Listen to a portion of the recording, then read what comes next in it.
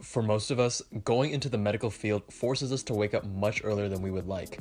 I'll share with you how I managed to regularly wake up at an ungodly hour and actually grew to like it.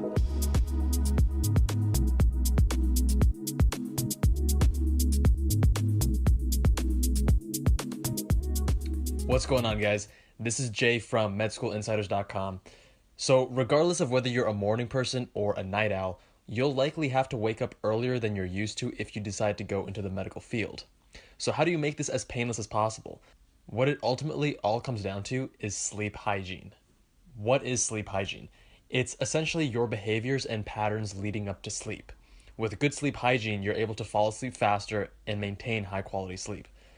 But I'm not going to go into a detailed breakdown of every aspect of sleep hygiene. You can find detailed guides elsewhere. Instead, I'm going to share with you what I found were the key factors into being able to help me wake up early, day after day, and not be miserable. First is consistency with your bedtime and your wake up time. I found that this was the most important factor in making this an easy process. First, determine what time you have to wake up in order to get to work on time. Then, subtract the number of hours of sleep you'll need. Ideally, we should be getting anywhere from 7 to 8 hours each night, but let's be honest, that can be a challenge during certain rotations. I personally was able to survive happily on 6 hours per night, but figure out what works best for you. Once you've determined your bedtime and wake up time, stick to that for every day that you're going in, which usually means 6 days per week. Even if some days you can go in an hour later, stick to your original schedule and use that extra time in the morning to get work done. This will make the entire chore of waking up early that much more bearable. I used to get to the hospital early and just pump out some Anki cards or get started on my reading for the day. More on this later. Now, technically, you should be doing this on weekends as well for optimal results, but you probably have some sort of semblance of a life you're trying to live, and sleeping at 9:30 p.m. and waking up at 3:30 a.m. is probably not how you want to spend your Fridays and Saturdays. That's totally okay, just stick to it during the week. Along with having a consistent bedtime and wake up time, having a pre-bedtime routine will help train your body to wind down and get ready for sleep. For me, a warm shower followed by 10 minutes of meditation worked wonders. My mind used to race at night, and I know that's a common problem for a lot of you.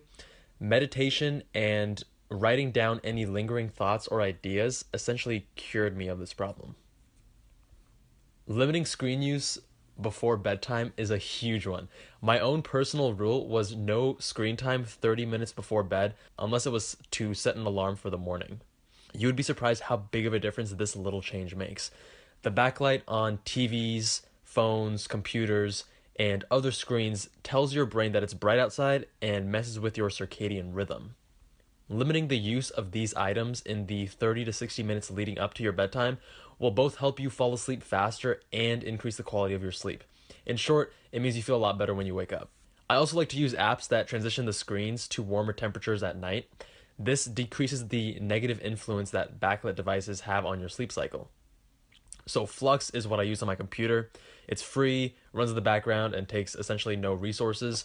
I'll place a link in the description below. Every evening around sunset, it transitions to a warmer color temperature, meaning that the screen looks slightly yellow. As it gets later, it adjusts the temperature accordingly. For your mobile device, Night Shift on your iPhone or iPad allows you to do the same thing and is built into iOS 10. Next, find an alarm system that works for you. I use my smartphone as my alarm, as I'm sure most of you do as well. A few of my favorite alarm clock apps that I've used include Spin Cycle, which forces you to get up and spin in circles to turn off the alarm. Sleep Cycle Alarm Clock. It estimates your sleep stage and tries to wake you up during lighter stages of sleep. And there's many other apps for your phone that either force you to do a math problem or perform some other task to help you wake up and not go on a snooze-a-thon. Wake up lights I also found extremely helpful. They essentially mimic sunrise to help tell your body it's time to get up.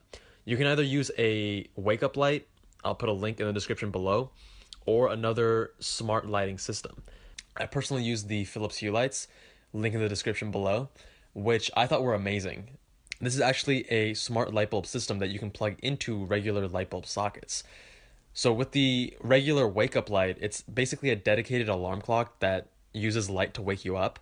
But the reason I love the Hue lights is that I could program them to do exactly that in the morning, but then also have all the additional fun and useful features of having smart lights in my home. So another quick word on lighting. When you're sleeping, the room should be pitch black. Invest in blackout curtains if street light or daylight, depending on your sleep schedule, is creeping into your bedroom. You'll sleep that much better. Some other tips: avoid naps if possible or keep them short, like 15 or 20 minutes tops. Taking naps during the day decreases the sleep debt that is so necessary for natural sleep onset. Obviously, avoid stimulants in the late afternoon and evening. Caffeine late in the day will likely be more trouble than it is worth. Cooler temperatures are more conducive to sleep, so a little bit cooler is better than a little bit warmer when it comes to bedtime. Don't sleep with the TV on. This is terrible for your sleep quality, but other background white noise like a fan is fine and can actually help you drown out other distracting sounds. Your bed is for sleep only. That means no working, no reading, and definitely no TV while you are in bed. Otherwise, you will subconsciously associate your bed with wakefulness. Now, some unexpected benefits that I noticed. I never considered myself a morning person, but by following the above, I've slowly become one.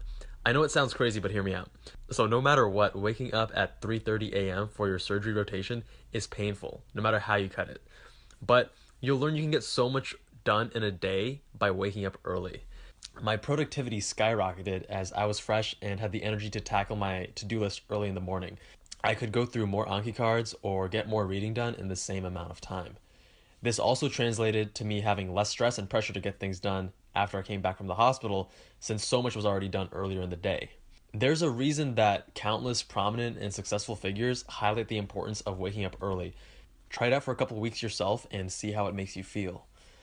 So one last thing, I also found it helpful to set my alarm clock on the other end of the room to make sure I have to get up and couldn't just lie in bed constantly snoozing. But, and I know this sounds really cheesy, hopefully you decide on a specialty that actually makes you excited to go in every morning. I was fortunate enough to land on a specialty that cured me of my snooze-a-thons because I was genuinely excited for the cases that day. If you haven't found that specialty yet, keep on looking.